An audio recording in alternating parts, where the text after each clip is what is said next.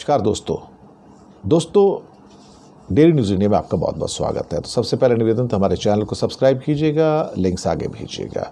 छोटी छोटी आर्थिक मदद भी कर सकते हैं, उसके लिए नीचे हमने यूपीआई नंबर और बैंक अकाउंट नंबर दोनों दिए हैं। किसी एक को चुनकर छोटी सी मदद करके अच्छी पत्रकारिता को आगे बढ़ाने में हमारा सहयोग कीजिएगा।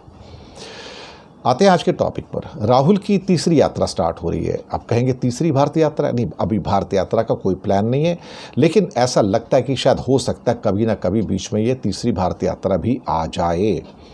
लेकिन अब छोटी छोटी यात्राएं ले रहे हैं कि जैसे अब महाराष्ट्र के अंदर खास तौर से चुनाव होने जा रहे हैं अक्टूबर में, हो सकता है प्रीपोन होकर सितंबर में भी हो जाएं। अब वहाँ पर क्या कहते हैं कि यात्रा निकलती है, जुलाई महीने के अंदर आती है, जो पंढरपुर की यात्रा होती है। बहुत पवित्र यात्रा मानी जाती है। वारकरीज कहते हैं, जो उनके सारे जो भक्त लोग होते हैं वहाँ पर जाते हैं। और इस बार इस पंढरपुर की यात्रा में राहुल गांधी को आमंत्रित किया गया है कि वो वारकरी यानी कि जो भक्तगण हैं सारे भगवान पंढरपुर में भगवान विट्ठल के, वो उनके साथ चलें, पैदल चलें, क्योंकि ये लोग पैदल जाते हैं। अब शरद पवार 7 जुलाई को अपने गांव से निकलने वाली वारी जुलूस का स्वागत करेंगे और वहाँ पर शरद पवार ने राहुल गांधी को आमंत्रित किया कि 2 महीने बाद तो चुनाव हैं, कि आप पुणे से पंढरपुर तक चल रही वार्षिक वारी यात्रा जो है, वारकरी यात्रा भी कहते हैं, आप उसके साथ चलें। ये बड़ी अच्छी बात है। देखा जाए 13 और 14 जुलाई की डेट्स हैं कुछ इस किस्म की।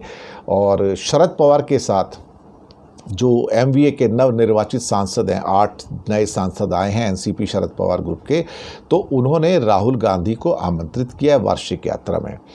और इसमें कांग्रेस के सांसद प्रणीति शिंदे और एनसीपी एसपी के सांसद धैर्यशील मोहिते पाटिल का प्रतिनिधिमंडल भी था। कांग्रेस के विधायक संजय जगताप का कहना है कि राहुल गांधी 13 या 14 जुलाई को इस तीर्थ यात्रा में शामिल होंगे और तीर्थ यात्रियों के साथ कुछ दूरी तक चलते हुए संत ज्ञानेश्वर महाराज और संत तुकाराम महाराज पालकी का आशीर्वाद भी लेंगे। अब इस कदम को देखा जाए तो हालांकि राजनीति तो इसमें लेकिन कहीं ना कहीं राहुल अब यात्राओं से जुड़ते हैं। तो ये तीसरी भारत यात्रा तो नहीं है, लेकिन इस किस्म की यात्रा में जुड़ के वो आम व्यक्ति जो है, जो महाराष्ट्र का वो भक्त व्यक्ति है, जो खास तौर से पंढरपुर जा रहा है, मंदिर के दर्शन करने जा रहा है, संत ज्ञानेश्वर महाराज और संत तुकाराम महाराज की पालकी का साथ साथ जाती है, तो उसके वो आशीर्वाद लेंगे। और कहीं ना कहीं मतदाताओं तक एक पहुँच होगी कि राहुल गांधी वारकरी यानी कि वारी जो भी कहते हैं, वो इस यात्रा में पंढरपुर की यात्रा में शामिल हो रहे हैं। तो इससे उनकी जो पहुंच है महाराष्ट्र विकास अघाड़ी की, महाविकास अघाड़ी की, उसकी पहुंच और ज़्यादा मजबूत होगी। और हालांकि 48 में से 31 सीटें जीतकर महाविकास अघाड़ी ने बहुत अच्छा प्रदर्शन किया था और कांग्रेस ने 13 सीटें जीती थी और राज्यों से बड़ा अच्छा प्रतिसाद मिला है। तो अब भारतीय जनता पार्टी चिंतित नज़र आ रही है, भाई ये हो क्या रहा है अल्टीमेटली, ये राहुल गांधी यहाँ क्यों आ रहे हैं। तो उनके एक नेता हैं तुषार भोसले, वो क्या कहते हैं कि शरद पवार को राहुल गांधी को वार्षिक तीर्थ यात्रा में आमंत्रित करने का कोई अधिकार ही नहीं है। अरे भाई, अधिकार कैसे नहीं है? पंढरपुर की जो तीर्थ यात्रा है, जो अति पवित्र तीर्थ यात्रा है, वहाँ पे कोई भी जा सकता है। आप कौन होते हैं किसी को रोकने वाले? उनको, शरद पवार को, राहुल गांधी को वार्षिक तीर्थ यात्रा के लिए आमंत्रित करने का कोई अधिकार नहीं। तो तुषार भोसले कहते हैं एक व्यक्ति जो हमेशा हिंदुओं से नफरत करता है, उसे तीर्थ यात्रा के लिए कैसे आमंत्रित किया जा सकता है? भैया, वो हिंदुओं से नफरत नहीं करता है, वो तुम्हारे हिंदुओं से नफरत करता है, जो BJP, RSS, Bajrang Dal, VHP के हैं, जो हिंसा फैलाते हैं, नफरत फैलाते हैं, घृणा फैलाते हैं, मारामारी करते हैं, जो तालिबानी नेचर के हैं, उनसे नफरत करते हैं। वो हम भी करते हैं उनसे।